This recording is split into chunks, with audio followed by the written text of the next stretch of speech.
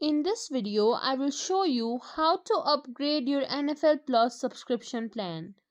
To do that, simply open up Chrome or any browser. In the search bar, search for NFL Plus, then click on the URL. From here, sign up or log into your account. Then once you're logged in, you can see your profile icon in the corner of the screen. Simply click on it. There you will find NFL subscriptions. Click on that. And right beside it you will find manage. Click on manage. There you will find plan details. Then you will see all the available plans for the upgrade. Simply choose the one that you like, then click on upgrade. Then it will ask you one last time to confirm it. If you have changed your mind, you can simply click on keep current plan, and if not, then click on change plan, and you will see a confirmation message, and that's it. If you think this video was helpful, please like, share, subscribe to our channel, and thank you for watching.